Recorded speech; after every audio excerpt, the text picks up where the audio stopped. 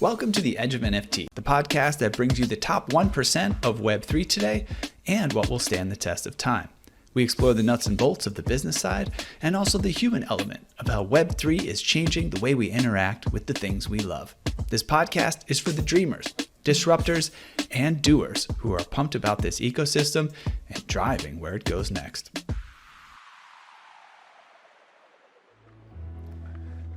GM everyone. Welcome to Korea, Greg. Thank you. Yeah, it's my first time here, so it's I'm still a bit jet lagged, but it's been beautiful. I've had a lot of good food. Yeah, I was going to ask that question. This is my third year here at Korea Blockchain Week. They do an amazing job putting together great talks, great people, but I remember the food the most. So what have you discovered? I guess there's actually some Bored Ape restaurant out here, right? Yeah. Last night we had a little bit of a meetup at Bored and Hungry Soul. It's a great cheeseburger. I hear the shrimp burger is actually really good too. It's and just the decor, the mural outside the store. It's pretty great. Yeah, that's cool. I think that's like a great example of sort of things that happen that you don't expect when you create some art, right? Yeah, we're going on a little over 3 years since the birth of Bored Ape Yacht Club and BOIC, and to be halfway around the world at a restaurant that one of our holders created is just incredible. This is a special conversation for me because Edge of NFT podcast was actually created a week before Bored Apes launched, and I think it's been an incredible journey for us. I'm sure for you, the last 3 years, I think none of us could have predicted the highs and the lows in our industry. Yeah, absolutely. It's been a wild ride for me over these 3 years. So we'll talk a little bit about that. But one thing that I found interesting is you have a background in publishing, book publishing, and I sort of have thought a lot about the future of media and content creation from different lens, obviously our industry, and then personally being a content creator. And I feel like I heard a quote recently that media is dead, but journalism is alive and well. And I think the point there being it's all about storytelling, and that companies have to do that, and that individuals have to do that, and there's opportunity with I think any sort of NFT collection to tell amazing stories. So I'm just curious what your thoughts are in terms of the evolution of IP in the context of media and its future. Yeah, my background is in book publishing and poetry. I have a master's in fine arts in poetry of all things. And my co-founder, Gordon, he's a writer as well. That's actually how we connected. And I think in crypto in particular, messaging is so important. Managing expectations, getting your message out there to your holders is just, you see it in the projects that are most successful. And you also see it in a way where storytelling helps empower communities in a lot of ways. I never would have thought by making monkey JPEGs that all of a sudden you'd have businesses all across the world, Bored and Hungry here, Bored Brewing, a distillery. We've got 400 plus made by apes businesses around the world. Some doing some doing multi-million a year in ARR. And I think a lot of it comes down to just stories that people connect with and the opportunity to tell their own. Absolutely, that's amazing. So we talked about some of the challenges in the space, and Yuga hasn't been immune from that. You made a decision after a hiatus to step into the role of CEO again, which definitely caught a lot of headlines. You've talked already about sort of why you did that. I'm really curious about what it was like getting back into the driver's seat, and sort of what were some of the changes that you made since inheriting that role again? Yeah. I co-founded Yuga 3.5 years ago and just stepped back in as CEO about 6 months ago. And really, the only way I know how to run a company is to be extremely hands-on in product all the time. And it was a weird sensation with, after the tremendous success of our first year as a company, we had just felt there was a bit of imposter syndrome settling in, and felt like we needed to bring in, mommy and daddy to show us how to really run a company. And I think we lost something special in doing that. And really, as I've stepped back in and changing the way that we work, a lot of it comes down to shipping much more quickly, iterating, and I think Yuga, when it's at its best, it functions almost more like a product studio. It's a creative place. It moves fast, and when we don't do that, and we function more in this kind of Web2 corporate way, it doesn't work for anybody. And now for a quick word from our sponsor before we dive into the next segment. Are you ready to take your sports predictions to the next level? Look no further than maincard.io, the fantasy management platform that's taking the blockchain world by storm. With MainCard, every card is a ticket to excitement. You can predict sport outcomes, trade cards in the marketplace, and challenge opponents in thrilling weekly duels. And don't wait. Head to maincard.io now and start earning rewards with your NFTs, because it pays to be early. And now back to today's episode. To be fair, though, as Yuga has shipped more product, I think there's been more attention and more eyeballs on Yuga than traditional PFP projects that can get away with, quote, being an experiment and exploring. Do you feel like there's been extra pressure on you and the team that you've had to address in terms of sort of balancing this culture of sort of meeting a broad set of expectations that are sometimes unrealistic, but also sort of shipping product fast? Yeah. Look, I think in the same way now, I think we talk about meme coins and pumped up fun, and we look at we can see the on-chain data of the million tokens that have come out in a quarter or whatever it is. And I think sometimes a month now. A month? Yeah, it's crazy. Yeah, the numbers have gotten absurd.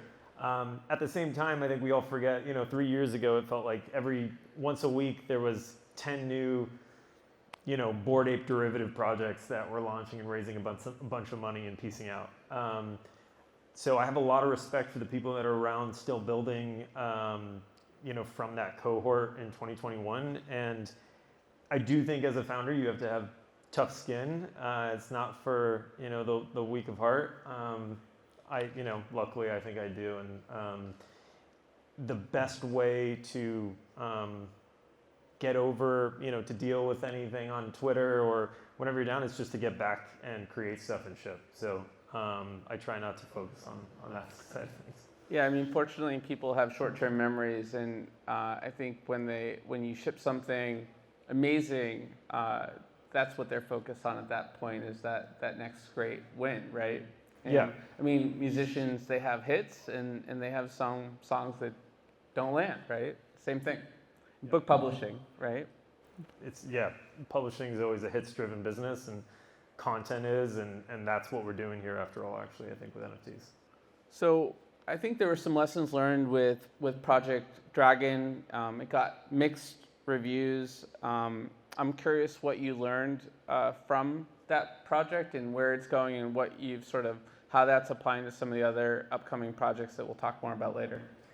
Yeah, so Project Dragon is an Otherside experience that we launched for the first time 2 months ago, actually a month and a half, I think.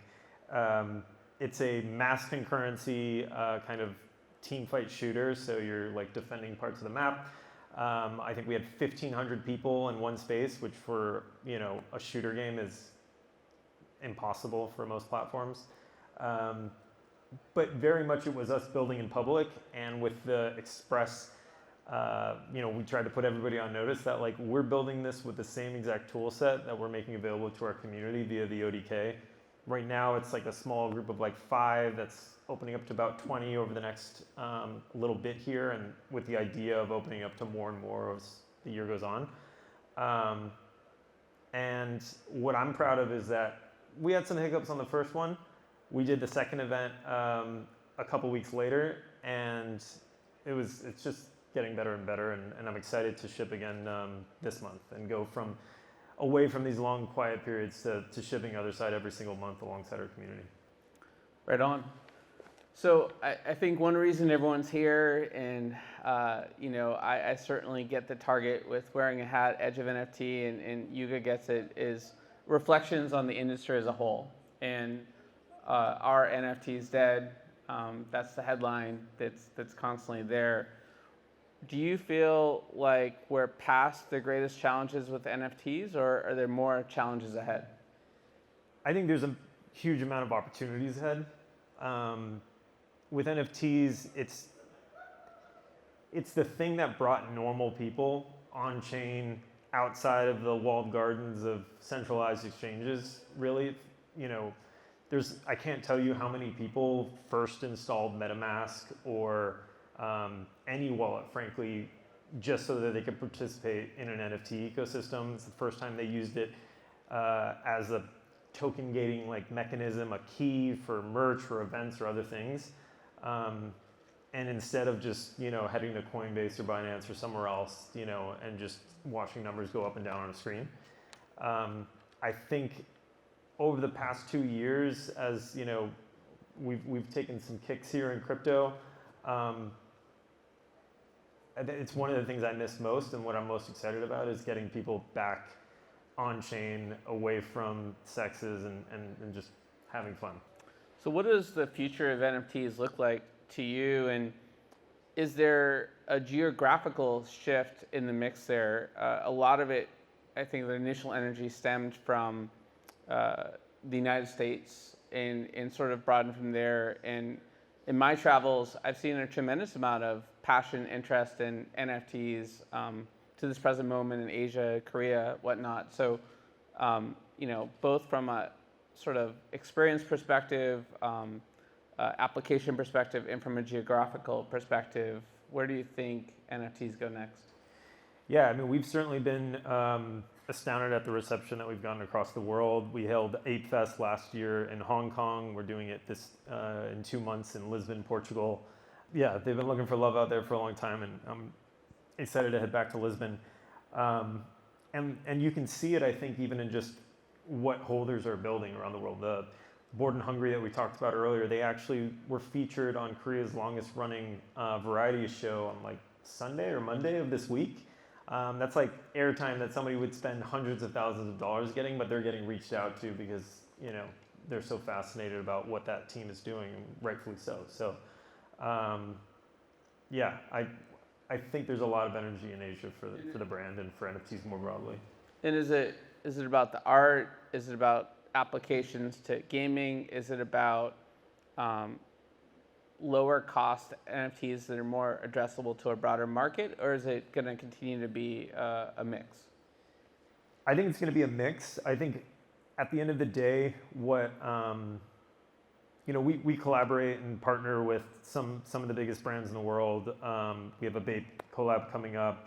We had BMW out at Ape Fest last year, and they're a great team. We have some stuff coming with them, and what they are so interested in when they experiment and come into Web3, some of these big brands, is the level of community and engagement that they get is like nothing else they get anywhere else. Because once you fill up people's hands and you give them ownership and you engage with them in that way, they return it back to you. And I think BMW's tweet about Ape Fest was by an order of several magnitudes, their most engagement they've ever had on a tweet. And for some of these legacy brands, that means a lot. And I think legacy brands or new ones, a level of intimacy with media is what NFTs end up offering.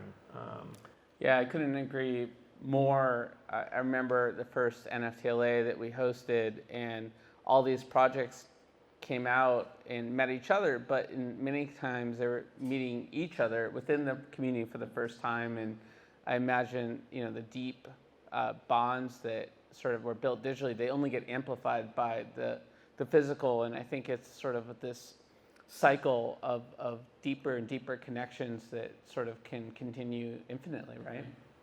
Absolutely. I mean, Ape Fest was a crazy idea we had a couple of years ago, and it's my favorite time of the year, getting everybody all over the world together in one place to just have fun and connect. And you recognize people by the ape on their t-shirt more than their face, but you still feel like they're family. So you're pretty relaxed, but when we talked before about all the things going on, all the projects coming up, I'm impressed. So I need some CEO tips from you in terms of how to keep a chill profile. But let's talk about some of the exciting things going on, because there's a lot happening just in the next few weeks. Yeah. So actually sharing the news here first. We're going to tweet about it a little later today, but Dookie Dash, our mobile game, is coming out next week on September 12th. I think the best mobile games are the right mix of stupid and stupid fun, and Dookie Dash checks that box. And let's a little round of applause there. That's really exciting. Congrats. Yeah, we're super excited that the game's been getting tuned, and we've had kind of little stealth tests around the world, but yeah, excited to kick off the real feature set with the launch next week. We have got $1 million prize pool up for season 1. Let's go. Yeah, no, we're stoked. So really happy about that. Bape is another collab that we just announced. I'm wearing the shoes that's coming out soon. We've got something special with BMW, something fun coming out with BMW. We've got Ape Fest around the corner. And I think maybe the biggest thing though really is ApeChain coming out in the next few weeks here with mainnet. And yeah, well, I want to talk about Other Day too, mainly because I'm a holder and I didn't get an ape in time. I saw them. It's one of my big regrets in life, but let's talk about ApeChain first, because I think this is really interesting that this was a community initiative that was sort of created by someone in the community, and it was a proposal that you guys got behind. So maybe you can talk about what's going on there. Yeah, so the ApeCoin DAO is a really active DAO ecosystem, and they were looking at different Ethereum scaling solutions, and so Optimism, Arbitrum, a few different people came in and made proposals, and the DAO voted for Arbitrum. We didn't vote, we didn't participate, we didn't even give our thoughts on it at the time. But since then, we've actually gotten really deeply engaged with the ecosystem and are basically a major contributor at this point, and we're really excited for everything that's coming. I mean, ApeChain is really a bet that dApps at the end of the day are really what matter, and so everything about the chain is designed to facilitate discovery, incentivize creators, and make available, to speak about Otherside a little bit, the tool set that we're building Otherside ourselves with, something like Project Dragon, we're making available to the community through the Otherside development kit, and all that commerce happens on ApeChain. So the possibility set of the kinds of things people can build between Otherside and ApeChain, I think, are going to be really spectacular, like really novel experiences that you can't do elsewhere in crypto or NFTs. At the end of the day,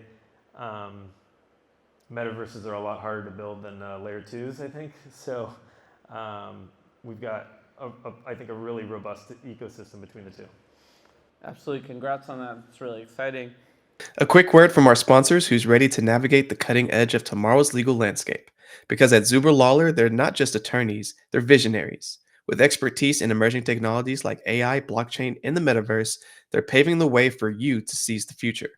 For mergers and acquisitions to IP, their selective team delivers strategic solutions tailored to the ever-changing world of technology. Join us at Zuber Lawler, where the future meets the law at zuberlawler.com. Back to the episode. Yeah, what else is going on with Otherside? I'm going to ask because I have a vested stake in it. We're chatting. So what's going on there? Yeah, we've got we've got Project Dragon that we're shipping monthly. It's our kind of team fight shooter game on Otherside. We've got 2 islands that we've visited so far, kind of BOIC Island, the Swamp. We've been to Metropolis.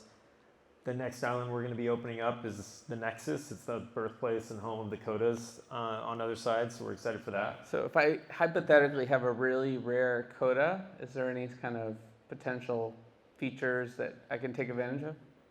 Yep, you'll be able to hang out as your really rare spectacular Koda in the Nexus and play as them in Project Dragon and other experiences, and also get access to some special stuff in the ODK. So we've got that. We've also got a bunch of different mini games that we're working on. We just did a poker event on Otherside.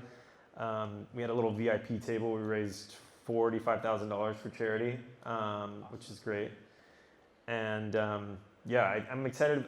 At the same, we're kind of focused on environments and getting our avatars and stuff into these new game modes, but also rolling out some new feature sets for social stuff. So poker, we got something special for doing kind of Twitter Spaces on Otherside coming out in the next bit, and yeah, we're just excited.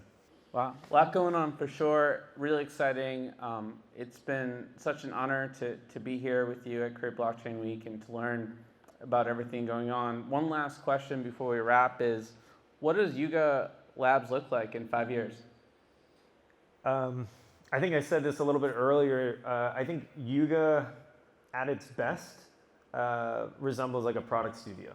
And what I mean by that is a small team that's focused on taking the best stuff that we're seeing in crypto, adding our own creative flair to it, and seeing if we can get more people engaged, especially by making, with everything that we do, we're focused on two things: content and tools. And so at the same time we're building Otherside, we're giving those tools to our community to build alongside us. The same way when we built the club, we decentralized the IP for Bored Apes. And I don't know, I don't have a crystal ball or a magic 8 ball to shake to know exactly what we look like in 5 years, but what I can tell you is I hope that we're the kind of company that's just earnestly engaging with the best ways to bring people on chain.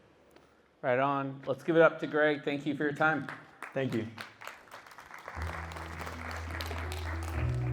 The views and opinions expressed on Edge of NFT reflect solely those views and opinions of the show hosts and its guests. Please make sure to do your own research. Our show is not financial advice. You understand that you are using any and all information available on or through this podcast at your own risk. Whenever making financial decisions, we recommend doing your own research and talking to your accountant for financial advice. From time to time, we may feature sponsored content on the show for which we receive value, and we may share links for which we receive a commission if you make a purchase through one of those links. Refer to our website, www.edgeofnft.com, for our full disclaimer, terms and conditions, and privacy policy.